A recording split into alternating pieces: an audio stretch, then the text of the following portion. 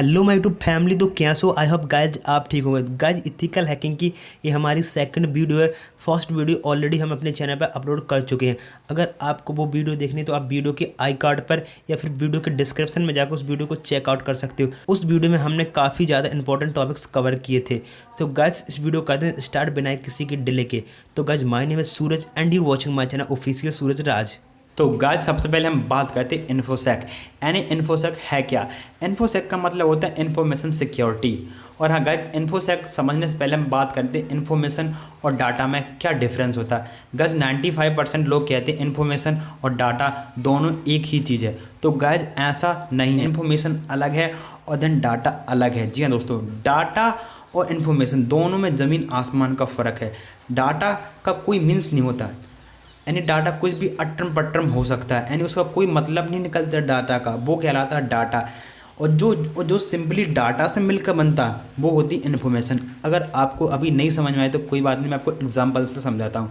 जैसे for example खाना खाया, ठीक है, ये क्या एक डाटा है कि नहीं? खाना खाया, इसका क्या मतलब निकला?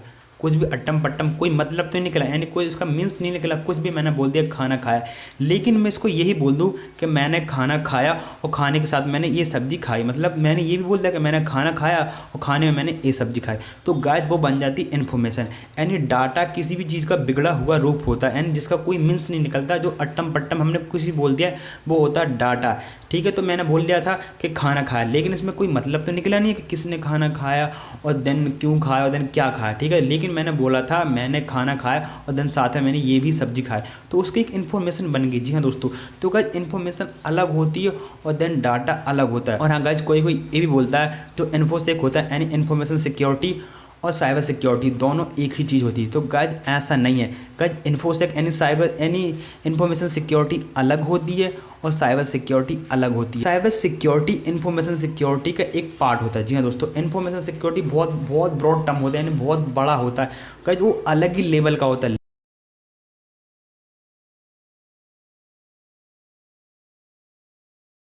अगर मैं आपको डायरेक्ट रिकॉनसेंस बता दूंगा, फिर फुटप्रिंटिंग बता दूंगा, या फिर इन्फॉर्मेशन गैदरिंग, तो आपको कुछ समझ में नहीं आएगा जब तक मैं आपको कोई बेसिक चीज़ ना बताऊं। ठीक है, तो गाइज आई होप आपको समझ में आ रहा होगा। और हाँ गाइज, जो इन्फॉर्मेशन रहती है वो दोनों फॉर्म में रहती है, यानी फिजिकल फॉर्म में रहती है और देन डिजिटल फॉर्म में भी रहती है। तो गाइज बात करते हैं कैसे। तो गाइज फॉर एग्जाम्पल आपके पास कोई डॉक्यूमेंट्स हैं, यानी आपका कोई किताब में कुछ लिखा, वो एक इन्फॉर्मेशन है। ठीक है, आप कोई कवर्ड में कोई आपका दस्तावेज रखा है, डॉक्यूमेंट्स रखा, तो वो भी एक इन्फॉर्मेशन है। लेकिन साइबर सिक्योरिटी नहीं है। ठीक है, साइबर सिक्योरिटी अलग होती है। साइबर में होता है जो डिजिटल होता है, जैसे फॉर एग्जांपल कोई ईमेल में कोई हमारा डाटा अपलोड है वो डिजिटल, लेकिन जो इन्फोसेक है फिजिकल में भी रहती है देन डिजिटल में भी रहती है। लेकिन जो साइबर सिक्योरिटी है वो बर हमेशा डिजिटल में रहती है, कभी भी फिजिकल में नहीं होती। तो गाइज आई होप आपको समझ में आ रहा होगा। हाँ मानता हूँ कि थोड़ा कॉम्प्लेक्स, ये थोड़ी मतलब कॉम्प्लेक्स चीज़ है, तो लेकिन धीरे धीरे आपको समझ में आ जाएगी। गाइज हम इनको स्किप भी नहीं कर सकते, अगर स्किप कर देंगे तो बहुत आप इंपॉर्टेंट पार्ट्स खो दोगे।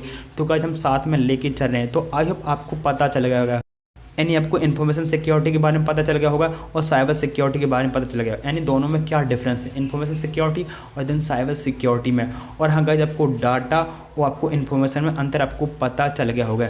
तो गाइज अगर आपको कोई मतलब अभी नहीं पता चला तो सिंपली मेरे को कमेंट्स कर दो, मैं आपको और क्लियर तरीके से समझा। बात करते हैं अगले टॉपिक की।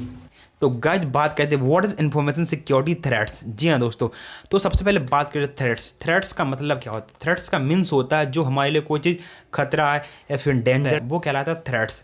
तो गाइज थ्रेट्स के 4 प्रकार होते हैं। फर्स्ट होता है इनएडवर्टेंट थ्रेट्स, यानी ह्यूमन फेलर, यानी फॉर एग्जांपल आप अपने पीसी पे कोई काम कर रहे हो, वो डाटा अचानक से करप्ट हो जाए फिर डिलीट हो जाए आपकी कुछ गलती के वजह से, तो वो कहलाता है ह्यूमन फेलर थ्रेट्स। गाइज ये थ्रेट्स अचानक सबके हाथ से होता रहता है, क्यों गाइज गलती इंसानी से होती है। तो गाइज बात करें सेकंड थ्रेट्स की, यानी फिजिकल डिजास्टर, यानी नेचुरल डिजास्टर।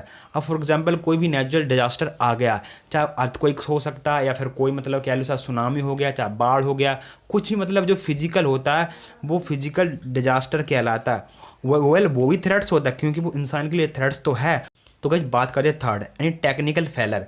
इसका मतलब हार्डवेयर या फिर सॉफ्टवेयर में कोई इशू हो जाए, फिर कोई गलती से कोई चीज़ कट जाए या फिर कुछ हो जाए, तो गाइज वो कहलाता है टेक्निकल फेलर। यानी फॉर एग्जांपल आपके कुछ इंपॉर्टेंट आपके एसएसडी में या फिर कोई हार्ड डिस्क में कोई डाटा है, ठीक है, वो गलती से वो पूरा करप्ट हो जाए, पूरा डिलीट हो जाए, या फिर कह लीजिए जो आपने पूरा लॉस्ट कर दिया वो उसमें वो आता है टेक्निकल फेलर में, या फिर कोई सॉफ्टवेयर की कोई प्रॉब्लम हो जाए आपके पीसी में, तो वो भी टेक्निकल फेलर में आता है। तो गाइस बात करते हैं फोर्थ की, यानी डेलिब्रेट एक्ट। जी हाँ दोस्तों, इसमें आता क्या है, इसमें मोस्टली आती है हैकिंग। जी हाँ दोस्तों, आपको हैकिंग के बारे में आपको पता होगा, दिन मैंने आपको फर्स्ट वीडियो में आपको अच्छी खासी मतलब नॉलेज दे दी थी हैकिंग मतलब क्या होती है हैकिंग। तो गाइज ये थे कुछ थ्रेट्स। जी हाँ दोस्तों, गाइज तो जो साइबर सिक्योरिटी थ्रेट्स में आते हैं, यानी इन्फॉर्मेशन साइबर सिक्योरिटी में थ्रेट्स आते हैं, तो गाइज ये हैं वो थ्रेट्स। तो आई होप आपको थ्रेट्स पता चलेगा, यानी थ्रेट्स के कितने प्रकार होते हैं और देन कौन कौन से थ्रेट्स होते हैं। तो गाइज बात करते हैं अगले टॉपिक पर, बात करते हैं ऑब्जेक्ट ऑफ साइबर सिक्योरिटी, यानी साइबर सिक्योरिटी के ऑब्जेक्ट है।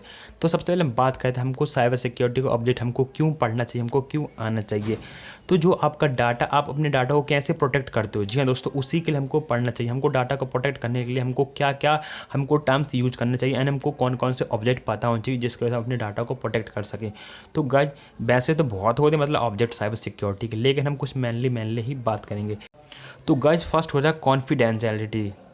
तो इसमें होता है क्या, जो आपका डाटा है वो जिसके पास आप भेजना चाहो देन उसी के पास ही जाए, कोई और आपके डाटा को एक्सेस ना कर पाए।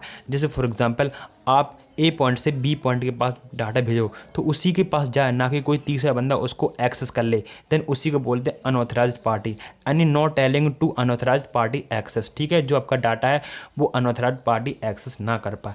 तो गाइज ये था। तो गाइज बात करते हैं सेकंड ऑब्जेक्ट की, उसका नाम है इंटीग्रिटी। इसमें होता क्या है, जो आपका डाटा का फॉर्म है देन उसी डाटा के फॉर्म उसी बंदे के पास जाना चाहिए। जैसे फॉर एग्जांपल आपका डाटा का साइज कुछ भी हो सकता है, जैसे आपने भेजा हाई, तो जो आपने हाई भेजा वो हाई ही जाना चाहिए ए पॉइंट से बी पॉइंट तक। ऐसा नहीं आपने हाई भेजा हेलो जाए, मतलब डाटा जो जिस फॉर्म में है उसी फॉर्म में जाए, और देन जो सेंटेक्स में उसी सेंटेक्स में जाए।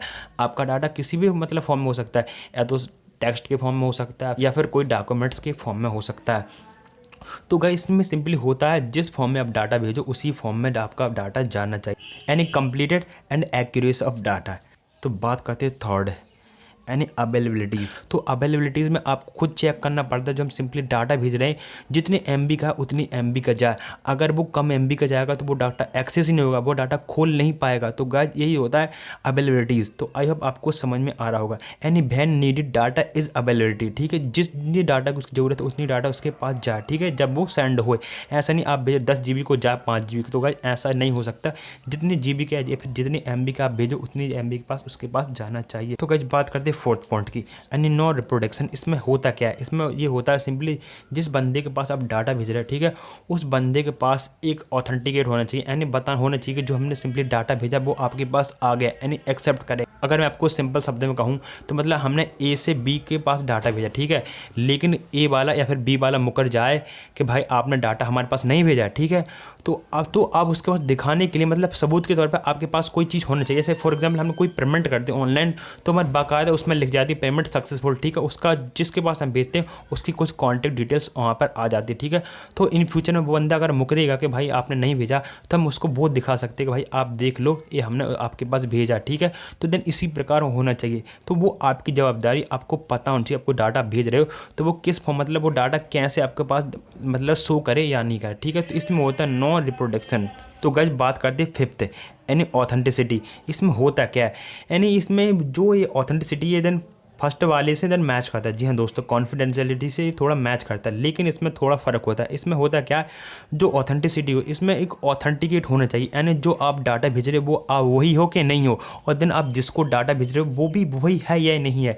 तो देन इसके लिए कुछ अलग अलग टर्म्स रहते हैं, किसी में लॉगिन मांगता है। जी हाँ दोस्तों, अगर जब तक आप उसमें लॉगिन नहीं करोगे तब तक आप ऑथेंटिसिटी नहीं मान जाओगे, यानी आप जो डाटा भेज रहे हो वो आप नहीं मान जाओगे। यानी आप सिंपली ये नहीं कह सकते जिसको डाटा भेजना है यानी जो डाटा भेज रहा है वो मैं ही हूँ, ठीक है, या देन जिसके पास डाटा जा रहा है वो वही है। तो ये सिंपली इसमें ऑथेंटिसिटी होती है, यानी इसमें एक किस्म का आइडेंटिटी होता है कि जो आप डाटा भेज रहे हैं वो एक्चुअली में आप ही को डाटा भेजना था, ठीक है, या नहीं, और देन जिसके पास डाटा जा रहा है तो एक्चुअली में उसके पास डाटा जाना था या नहीं जाना। तो गाइज ऐसे होते कुछ टर्म्स, यानी साइबर सिक्योरिटी के ऑब्जेक्ट होते। तो गाइज आपको पता होना चाहिए जो डाटा हम भेज रहे हैं वो डाटा प्रोटेक्ट है कि नहीं। तो गाइज आपको ये सब टर्म्स आपको पता होना चाहिए, यानी किस टर्म्स का क्या यूज है देन कैसे काम करते। तो गाइज वीडियो को हम ज़्यादा लंबा नहीं कर सकते, अगर वीडियो को ज़्यादा लंबा करेंगे और तो कोई वीडियो नहीं देखेगा। तो गाइज ये थी आज की वीडियो। अगर आपको वीडियो जरा सी पसंद है तो वीडियो लाइक कर दो, चैनल सब्सक्राइब कर दो। और गाइज मैं आपको इसी तरह की इंटरेस्टिंग वीडियो डालता रहूँगा चैनल पर। तो गाइज बस आज की वीडियो इतना ही, दिन मिलेंगे अगले वीडियो में, तब तक के लिए जय हिंद एंड वंदे मातरम।